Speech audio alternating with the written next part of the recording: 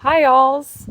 Today, I want to talk about how I have been killing my own happiness. Also, is this lighting good? I think it's probably good enough. You get the little nature-y effect. I'm in my backyard. It's so easy, I feel like, to ruin your own happiness, which is kind of a shame. Literally, shame. Shame will ruin your happiness. That's tea. Shame you feel about things that like have nothing to do with you, or like shame from beliefs that like you didn't create, that it's like, oh, now we're adults and like we have to actively unlearn this by ourselves. Womp womp. Womp womp indeed. uh but the major way in which I'd recently been killing my joy is by overanalyzing things, which I'm prone to. I literally have been trying to start a club called the Thinkers Club. So I think when my therapist pinned me as more of a thinker than a feeler, he might have been right. And I was like, no, I don't think I'm more of one thing than the other because I feel a lot. But I definitely see what he was trying to say. I, in my past videos, was talking about how I kind of realized that, like, any strongly held long duration feelings in myself are really just like, or no, strongly held long duration feelings I feel about others are just feelings about myself and my own life and my own situation and things I don't have that are resolved. And so, like, I was basically taking like every anxious thought that would arise, or every just like getting all into the deep history of like my childhood and trying to like uncover it and understand it. And what I realized, one, I've been told this before, that asking why is like the denial of like the acceptance of the fact that it is. And asking questions can be really fun, especially for me, like coming from a homeschooler background and like my preferred subjects being like math and science, and like I guess I am like a pretty intellectual person and I like logic problems and connecting the dots. So it can be very satisfying for me when I'm like, oh, I can explain away everything in my life with like, this is caused by this and this is caused by this. And I do this because this is who taught me that pattern. And oh, here are other ways that I might have been taught this pattern, or reaffirm this pattern, or praise for this pattern, or criticize for this pattern. And that's why I have this mindset around the way that I do or think or feel or see. And it's like, God, like, I realized that in trying to understand or explain it, it takes something that is pretty, not ambivalent, but like something that is neither good or bad, and turns it into a problem to be solved. Because like if you have to understand it, I feel like my mentality kind of shifts to this like, we need to find the reason it happened, and then the reason is the root, and like if I can find the root then it can be fixed, I guess, which is probably why I feel like it turns it into a problem when it's not a problem. Like, I'm allowed to feel however I want for whatever reason.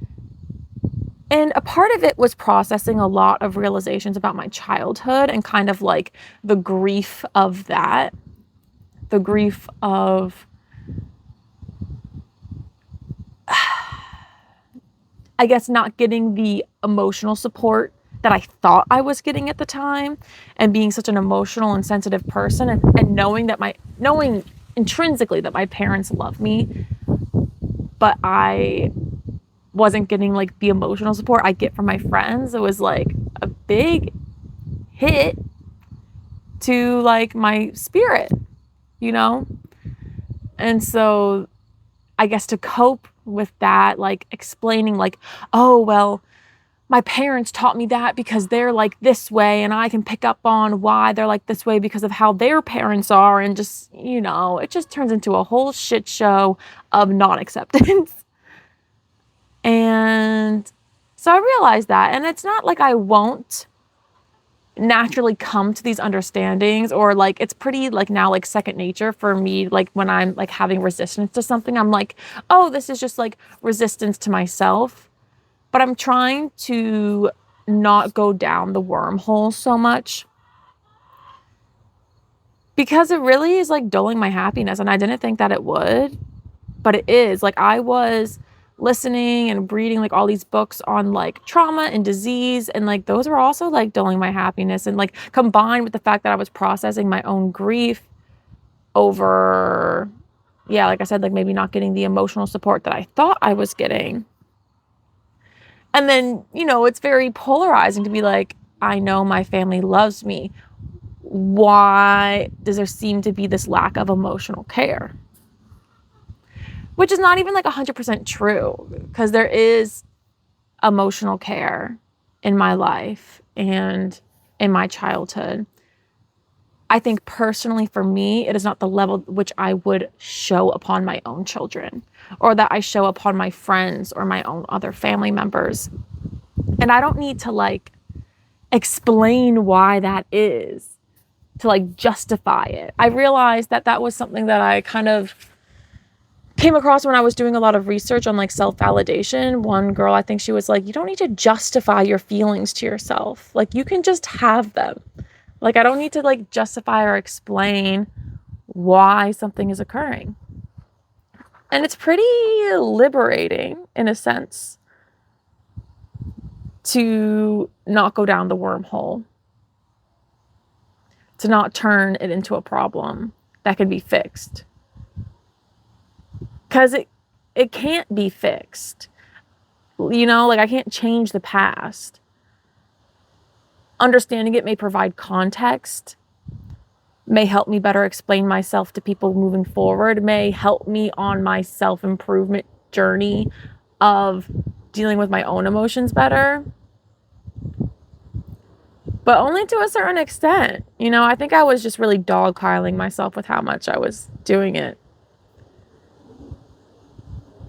Which might even, not to go down the fucking wormhole, the analyzing over feeling is probably, you know, a symptom of the way I was raised to like problem solve. And like, I remember trying to hide when I was crying.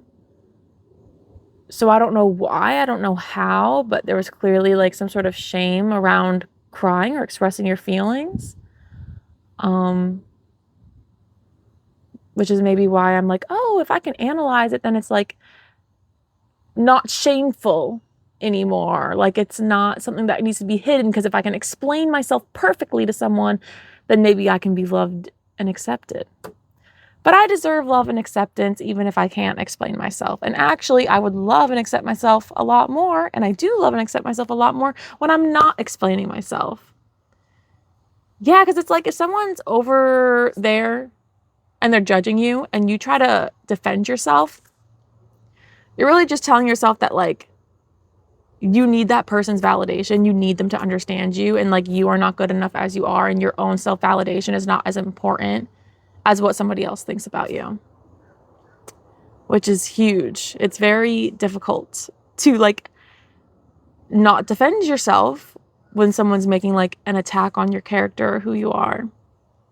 But it's kind of like that scene in One Piece where Luffy tells Zoro to not fight because it's beneath them. It's like that. Like, you just have to believe in who you are and have confidence in you, who you are. Like Luffy. That man is so uncomplicated, it's scary. Of course, he's a cartoon character, but yeah, so I guess trying to feel my feelings looks like catching myself when I'm justifying or explaining things, letting things just be as they are, trying to slow down a little bit and be a little more present. That helps. Doing things that feel fun definitely helps.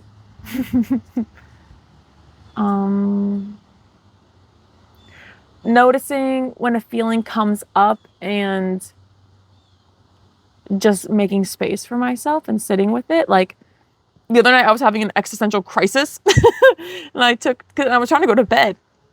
So I just took 2 L-theanine.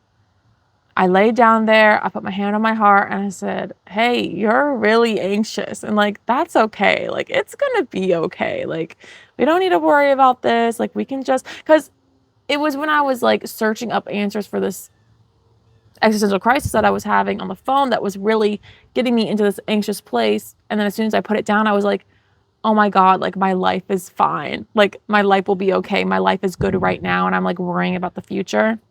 So I just sat there and I'm just like, I actually slept really shittily last night, but I still fell asleep. And I've been feeling a lot better this weekend than I usually do. I feel like I have a tendency to become depressed on the weekends. Maybe because my job is unsatisfying. That's tea. But I've been able to enjoy myself. And I hope y'all are able to enjoy yourselves. And I hope that this is helpful. It's definitely, I think, a defense mechanism almost of the society to be able to like analytically explain away every like human piece of biology. And I get really into it. Like I love understanding like the stress responses and the hormones and like how that affects our bodies and all these things. But like, I think there comes a point in which there's an over pathologization. And that's definitely been my vice my whole life. I have a bad habit of trying to pathologize my parents or my lovers. And that's not very loving, to try to like pick someone apart and like show them their problems and like draw attention to them and be like, you can fix this. Like, girl, they're fine. They're okay. Like, why does someone need fixing? Like, isn't life great just the way it is? And I'm not saying ignore an obvious problem within yourself or within others, but bitches, me, love to pathologize. I think astrology kind of plays into that too. Like, being able to pathologize people and put people into categories and all these things. And it's like, I think that the human experience is so complex that like we are not able to understand it mentally in its entirety and its total truth. And only by being present can you absorb life in its like truest form. So maybe I'll go on a little walk. It looks so gorgeous out right now. I'm so freaking hungry. I don't know what I'm going to do about that, but maybe I'll take some yogurt and fruit around the block and take a little walk because it is too nice out to let this go by. I hope y'all are enjoying your hump day because I'm going to post this on Wednesday. And good luck getting through the week. Oh, wait, not Wednesday. I'm going to post this on today's Wednesday, Sunday. So I hope y'all enjoyed your week and make it through the next week. Best of luck.